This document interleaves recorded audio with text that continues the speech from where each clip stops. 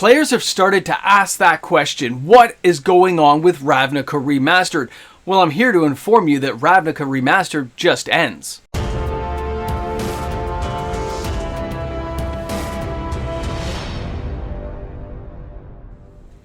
Was there any way to make sure that Ravnica Remastered was going to be successful? Was there a way that Wizards of the Coast could have presented this product which would have helped ensure success? Well, the answer is yes, but they didn't do it. Welcome back, everyone. mtgnews here, and thanks again for hanging out with me on my channel today. A reminder that, hey, if you enjoy the Moxman, you want to see more of me, all you've got to do is hit that subscribe button, turn on your notification bells. I put a new video up every single day. So Ravnica Remastered really didn't have to fail. I think if they had adjusted the prices, maybe changed up the cards that they'd put inside the set, they could have met with some success. Ravnica's a big world. They added all kinds of flavorful stuff, but nothing that players really needed to buy. Other than Shocklands. And the Shocklands themselves were not a big enough driving point. Yes, the initial sales were phenomenal. We saw the box opening videos. We saw people going hog wild. I did a whole bunch of box opening videos here. But you know what's happened now a couple of weeks after the release? To Ghost Town. Just like the Magic card. Nothing is going on. No boxes are selling. You can look on things like TCG Player. You can look all over you want into the intraverse of the interweb, and you will see sales are basically nil across the board everywhere. The money moved on.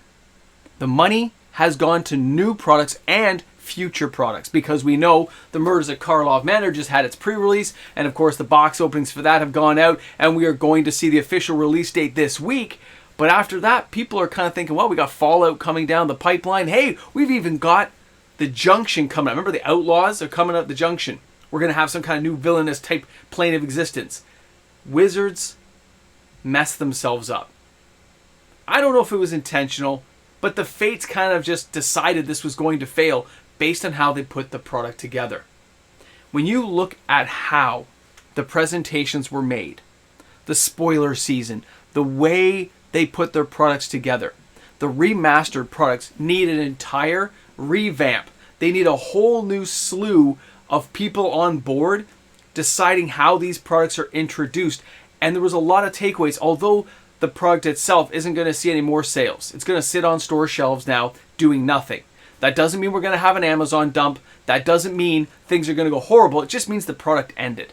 It ends. It ended far shorter than people anticipated at the onset from the company. But from the player perspective, we all knew there was no other way this product could go. The prices were too high. We've already seen people try to dump this product on the secondary market, not like Amazon dumps, but overall lower price points came out right away, because you know it's going to be sitting, and that's tying up capital that you need to move into other products. So this product line itself, though, going forward, we're likely going to see more remastered products, but with a slightly different take, because the company is learning and evolving as these choices of consumers are made. When we decide a product's not good enough, they're going to look back and say, why did this thing have initial sales and fail? Why did this one not have a good spoiler season turn out on Twitch stream? What, how, where, why, when? And they will go over these products and take a look. Now, the Shocklands. The fact that we had so many Shocklands get flushed into the system but not end up on store shelves told you that players were not willing to lose the capital of the initial product by dumping them into the secondary market and getting $5 to $7 a land when they're selling for $15 a land. I might as well just hold on to them, because with a mana base, you don't have to regurgitate it. I own it. I'm done. The second thing is, after the initial glut of cards got opened, what happens now with the rest of that product? LGSs didn't reorder. I know lots of them that sold out the initial run. They're not calling the distributor. They're not calling to get a revamp on products. Wizards will look at that. They will do some takeaways. I mean, if they had kept the price lower, if they'd given us a whole slew of new cards added into a remastered product, like 15, 20 cards we've never seen before, that would have helped the initial sales of a product. Yes, I know it's a remastered product, Moxman. You're not supposed to have new cards. It's supposed to be old stuff. You're right. It's supposed to be old stuff rehashed that they already own. But remember, we're talking about the success of a company. logistics and being logical about it don't really come into play. They've got to make money, and if they can put new cards in there to help vamp up the sales over a longer period of time, to help the product churn over more profits for the company, they would do it. And they may end up doing it. Because we've noticed with products we've seen like Modern Horizons 2, old cards, old history with new playability, with some reprints added in, you get a lot of value, a lot of bang for your buck, and a lot of players are already buzzing and talking about the future sets this year. They want to know what's coming up with Modern Horizons 3, which is why the Outlaws at Thunder Junction, although it's coming down the pipe, as well as things like Fallout, people want to know what's going to happen with Modern Horizons 3. They want to know the price point. They want to know the spoiler season. There's a lot of people very interested because the other two have been very successful. But the remastered products are not. They're on their last legs. They need to be redesigned and reincorporated through the company as a way of getting reprints out at a more reasonable price. But at the same time, they got to do something to flavor it up. And I'll tell you right now, the serialized cards, nice little bit of a bump up spike. And now, nobody's talking about it. It's dead air. And that's why I said in the trailer at the beginning, it's like, it ends. Nobody's going to talk about it now. After I put this video out, I really don't need to discuss it any further unless there's an Amazon dump or unless some craziness happens somewhere where a whole bunch of these boxes turn up at really sub-level prices. If they dump it out, yes, there'll be a video on that. We'll have a whole conversation about why it happened and the fact that we mentioned this in a previous video. But at the same time, I don't think that's going to happen. I think they did cut the runs because the stores I'm hearing aren't getting a lot of calls from distribution saying, do you want to pick some of this product up? Which means they don't have a ton of it either. So if they don't have a ton of it and the stores aren't asking for it and Wizards isn't trying to pump it out the door, so where is it? Chances are it never got made. Chances are they're done, they're moving on. I think part of this comes down to their 24 kind of month life cycle of how they put these products together. Do you guys remember we had Unfinity? Unfinity had the Space Shocklands in it. It wasn't a super successful product other than the Shocklands. Had a little bit of initial success there, but it really kind of died on the vine. Okay, 1 or 2 Shocklands per box type deal. But they wanted to get some Shocklands into the system. And this remastered product was supposed to be the second leg of that journey, to say that they had pumped out a lot of value out of that particular IP. And although we saw the initial run come out for remastered, and a lot of players bought it and got excited about the openings, seeing how many Shocklands, I felt the same way, counting the Shocklands as I got them out of a box. Couldn't help myself. But there were so many cards in that set that didn't have value, it looked like chaff. So unless this was a draftable, playable set at a pre-release being reintroduced into standard or something, players really didn't care after the first day or two. Everything went to the wayside, except for players who may want one of the anime cards or looking for a particular Shockland. Other than that kind of minor buzz noise in the background, nobody cared. This feels like double feature. It feels like previous products that came out in January. It just went nowhere. Died on the vine and was left to rot on the ground. Very interesting how the company still put out the same type of product. Yes, still had kind of a higher price point, but we saw some initial success only to have it fail. They will look at that initial success. They will try to analyze that and find a way forward with this product line without having to make too many adjustments. So don't be surprised.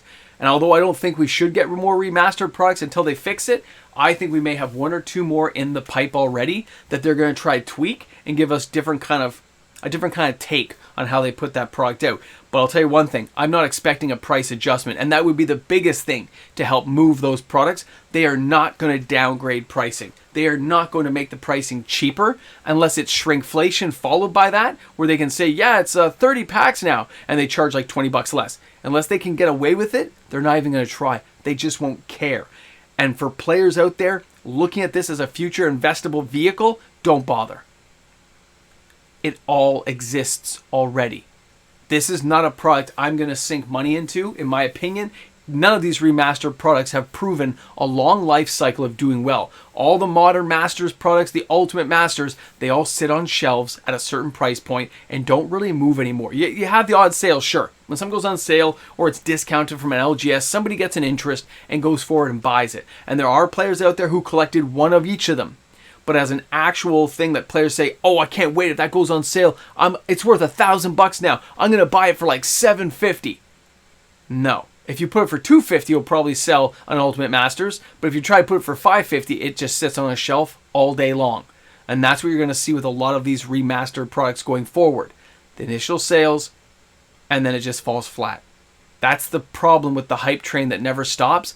You really never get a good build up to what's going on. And because of how spoiler season works and the fact they spoil these cards out, players know what's coming in the pipeline. They can evaluate it beforehand before they buy. The old days, we had no idea what was going to be in sets until it showed up at your local LGS. Very interesting how the world has changed, but it also affects how players interact with the products that Wizards of the Coast puts out for us. Guys, thanks a lot for hanging out. Thanks for being here today with me on the video. I can't wait to see your comments about this product and how you feel going forward. And in case you're interested, a reminder that a lot of these cards are bottoming out in price. Even the Shocklands are falling 10 to 15 cents a week.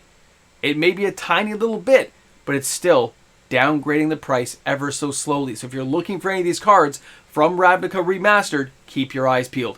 Thanks again for hanging out. And guys, remember, always bring a friend to Magic.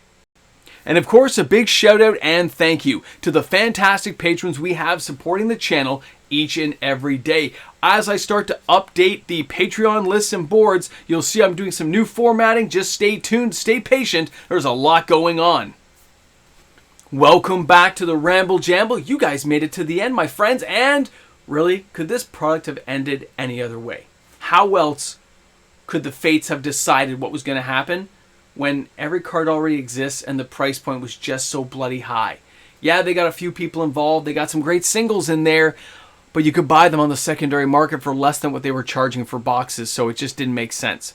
We'll see how it all plays out in the long run, but I wouldn't be surprised if they take this back to the drawing board and say, can we save it with some small tweaks? Or do we need a total redesign, redevelopment Astro Boy style to get this thing off the ground again? It'll be curious to see how it goes, right? But it's going to be sitting on LGSs, it's going to be sitting on the shelves, doing nothing for the next decade, and that's a shame. For all the stores who were smart and didn't over-order this stuff, congratulations, you came out ahead. It's good to be cautious nowadays.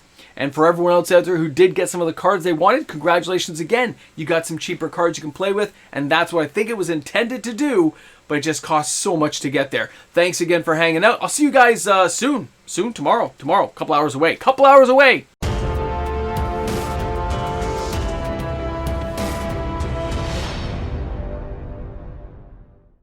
What, you thought this was over? This isn't over. It's not over till I walk out the door and say something like, you know, if you made it to the end of the video today, don't forget to drop a swallow your soul in the comments section, because that way I knew you made it this far. That was a great trick play, wasn't it?